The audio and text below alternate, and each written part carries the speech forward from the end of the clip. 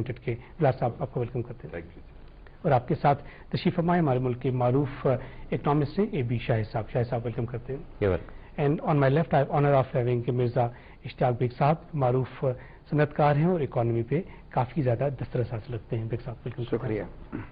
और आपके साथ तशरीफ फरमाए young entrepreneur of Pakistan SM Uzair, आप CEO हैं मेजी के भी। उज़ैर आपको वेलकम करते हैं। बहुत शुक्रिया।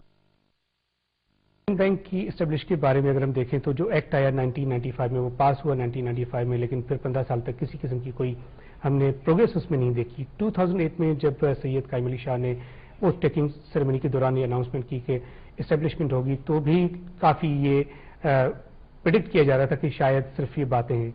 लेकिन अब जबकि ये शेड्यूल बैंक के तौर पे 24 दिसंबर 2010 को अनाउंस किया जा चुका है और ब्रांच भी खुल गई है, आने वाले दिनों में एक तो ये बताइएगा कि ब्रांचेस का नेटवर्क कहाँ कहाँ होगा? सिंध के जो 23 डिस्ट्रिक्ट हैं वहाँ तो ऑफकोर्स होगा, लेकिन इसके अलावा कहाँ होगा? और इससे एग्रीकल्चर सेक्टर को किस हद तक बूस्ट देने में आपको आपका जो प्रेजेंटेशन में जो आपकी एक्सपेक्टेशन है वो बेहतर होगी? साहब शुक्रिया। और आपने स्पेशली मुझे सिंध बैंक के लिए बुलाया।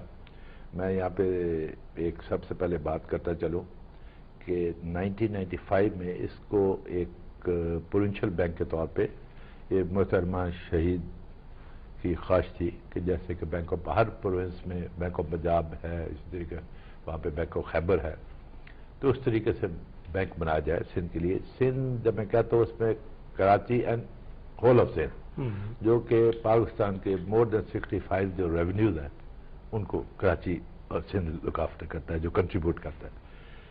तो इस वजह से और फिर 95 के बाद कुछ हुआ ही नहीं। फिर प्रेसिडेंट साहब, ये पीपल्स पार्टी आई और प्रेसिडेंट साहब ने इतना इनिशिएटिव लिया, उन्होंने कहा कि अगर आप खाली इसको प्रोविंशियल बैंक रखेंगे तो वो तो फिर एक शेड्यूल्ड कमर्शियल बैंक होना चाहिए। उसके लिए उन्होंने फिर ऑब्वियसली प्रोविंशियल गवर्नमेंट को कहा, हमारे चीफ मिनिस्टर साहब ने 6 बिलियन तक तो कैपिटल जो रिक्वायरमेंट थी 2009 की वो पूरी कर दी। अब स्टेट बैंक पाकिस्तान के जो बैंकिंग सिस्टम है उसके ऊपर इतना उसका इफेक्टिव कंट्रोल है अबाउट पेड अप कैपिटल, इसी तरह की advance deposit ratio, capital car है उनकी कैपिटल एडिक्वेसी रेशो। तो स्टेट बैंक ने कहा जी कि 2013 तक जो बैंकों के रिक्वायर्ड पेड अप कैपिटल है वो 10 बिलियन है मिनिमम। 10 बिलियन से कम 2013 तक हर बैंक ने करना है। इस वजह से गवर्नर स्टेट बैंक या स्टेट बैंक ने कहा कि हम 10 बिलियन से कम इजाजत नहीं देंगे। इसी पे मैं चाहूंगा कि शायद साहब का point of view, state bank central bank जो पेड अप कैपिटल की रिक्वायरमेंट बढ़ाता रहा है, हमने देखा है ऑन ईयरली बेसिस इंक्रीज होती रही है, अब 10 बिलियन रुपीज तक की जो बात की गई। इससे जो हमारे स्मॉल बैंक हैं, छोटे बैंक हैं, वो जाहिर है तकरीबन 10 बैंक को तो मैं जानता हूँ जो ये रिक्वायरमेंट फुलफिल नहीं कर पा रहे। इसकी वजह से बैंकिंग सेक्टर है उसमें क्या ये छोटे बैंक है ये मर्जर या एक्विजिशन की तरफ चले जाएंगे या इसकी वजह से और ज्यादा वो एफर्ट्स करेंगे डिपॉजिट्स को इंक्रीज करने के लिए? बहुत ज़्यादा छोटे बैंक जो है जाहिर है वो डिपॉजिट्स अगर इंक्रीज भी कर लेंगे तो भी मसाइल हल नहीं हो सकेंगे। बहुत ज़्यादा छोटे बैंकों के लिए एक ही ऑप्शन है कि वो मर्ज हो जाए। इसको आप इस तरह देखिए कि कैपिटल एडिक्वेसी रिक्वायरमेंट जो है वो उसका इंटेंशन ये नहीं है कि बैंकों को फोर्स किया जाए मर्ज होने के लिए। तजर्बे ने एक चीज साबित की है कि बैंक का एक मिनिमम साइज जब तक न हो तब तक उसको लॉन्ग रन में सस्टेन करना अपने आप को मुमकिन नहीं होता है, क्योंकि इकोनॉमिक साइकिल्स आते हैं, अप स्विंग्स आती हैं, डाउन स्विंग्स आती हैं, और जो बैंक इकोनॉमिक डाउन स्विंग में अपने आप को सस्टेन नहीं कर सकते वो आपको पता ही है कि बंद हो जाते हैं। आप देखिए कि कल की तारीख तक अमेरिका में पिछले 1.5 साल में गालिबन 157 छोटे बैंक बंद किए गए। That's right. तो कैपिटल एडिक्वेसी एक बड़ी अहम चीज है, इसलिए कि ये डिटरमिन करती है कि इस बैंक में किस हद तक कैपेसिटी है लॉसेस को बर्दाश्त करने की और उसके बावजूद जिंदा रहने के लिए और डिपॉजिटर्स के इंटरेस्ट को सेव करने की। राइट। तो इस वजह से ये 10 बिलियन रुपए की जो रिक्वायरमेंट है वो स्टेट बैंक ने रखी है, और आप देखेंगे कि दूसरे मुल्कों में इससे ज्यादा रिक्वायरमेंट रखी जा रही है। लेकिन पाकिस्तान में फिलहाल जो कैपिटल एडिक्वेसी है वो इंटरनेशनल एवरेज से तकरीबन बेहतर नजर आती है, क्योंकि 13.8% हमारी कैपिटल एडिक्वेसी रेशियो है overall banking sector, which is very good as compare to many other countries. Right. Baig Sahab, हमारी जो इकोनॉमी है उसमें एग्रीकल्चर सेक्टर का कंट्रीब्यूशन ऑफ कोर्स बहुत ज़्यादा है, टैक्सेशन में कम है, लेकिन चलिए अगर हम शेयर की बात करें एग्रीकल्चर सेक्टर की और मेजर क्रॉप्स की बात करें तो गंदम के हवाले से मैं जानना चाहूँगा कि गंदम डिसीजन आया दिसंबर के पहले हफ्ते में कि हम गंदम एक्सपोर्ट कर सकते हैं 1 मिलियन टन तक। कुछ एनालिस्ट ये कहते हैं कि जो डिसीजन आया है गंदम को एक्सपोर्ट करने का ये काफ़ी बिलेटेड डिसीजन है। अगर ये डिसीजन आ जाता अगस्त, सितंबर या अक्टूबर में तो शायद हम ज़्यादा पैसे कमा सकते थे। इसलिए कि अगर हम ओवरऑल इंटरनेशनल मार्केट को देखें तो वीट की जो प्राइस थी पर टन अगस्त में वो $400 पर टन थी, लेकिन ये कम होकर इस वक्त जो है कोई $300 पर टन हो गई है। पर टन $100 का जो है लॉस एक्सपोर्टर्स को करना पड़ेगा।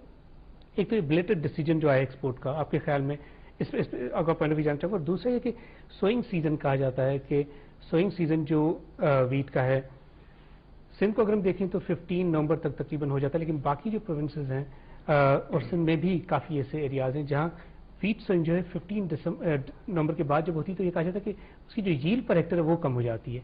इन दोनों चीज़ों पे आपको पॉइंट ऑफ व्यू जानना चाहिए। खलील, जैसे आपने कहा ये पहली बार नहीं हुआ है कि हमने डिसीजंस लेने में काफ़ी ताखीर की है। इससे पहले भी अगर आप देखेंगे और ख़ास तौर पे वीट के उसके अंदर यही हुआ है कि हमने उस वक्त में जब प्राइसेस कम थे हमने एक्सपोर्ट की, और जब हमको ज़रूरत पड़ी और हमने इम्पोर्ट की तो हमें महंगे दामों के अंदर। ये एक बार नहीं हुआ क्योंकि ये ब्यूरोक्रेसी है, इतनी ज़्यादा इसमें हर्डल्स होती हैं, इतने ज़्यादा डिपार्टमेंट्स इन्वॉल्व होते हैं, इंस्टीट्यूशंस इन्वॉल्व होते हैं कि by the time go head आपको मिलती है तो, और यहाँ तो वीकली बेसिस पे, डेली बेसिस के ऊपर इंटरनेशनल मार्केट के अंदर प्राइसेस के अंदर चेंज आती है। तो हमें ये देखना चाहिए कि ये बड़े बड़े लॉसेस हैं जो हम एक्सपीरियंस कर चुके हैं, तो इसमें वक्त पे डिसीजंस लिए जाएं जब हमने डिसाइड कर लिया है।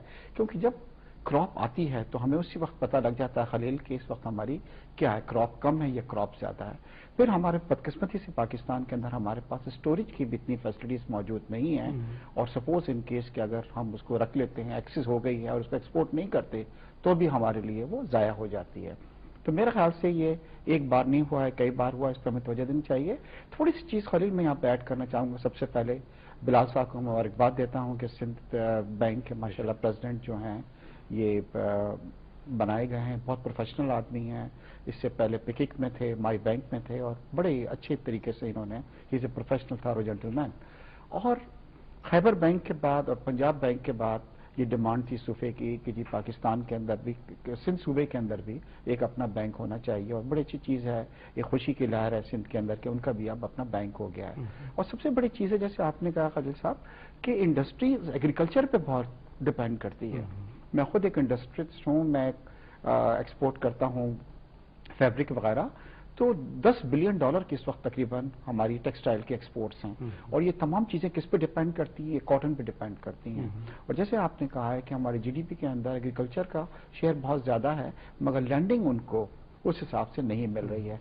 तो आई एम श्योर कि ज़्यादा फोकस जो होगा, देखिए बड़े जो इंडस्ट्रियलिस्ट हैं उनको तो बड़े बैंक्स जो हैं, कमर्शियल बैंक, वो खुद जाके उनको लैंड करते हैं, क्योंकि उनको मालूम होता है कि उनसे हमने पैसे भी कमाना है और हमारे पैसे भी सेफ हैं। जो छोटे लोग होते हैं, छोटे इंडस्ट्रीज हैं, फार्मर्स हैं, इनको कोई बैंक जो है इतना कैटर नहीं करता।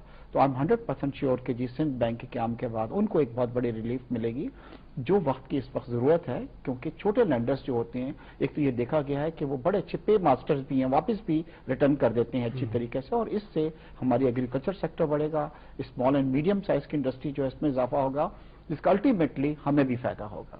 अच्छा, जो आपके ख्याल में फोकस होना चाहिए सिंध बैंक का, वो माइक्रो फाइनेंस और एग्रीकल्चर क्रेडिट होना चाहिए।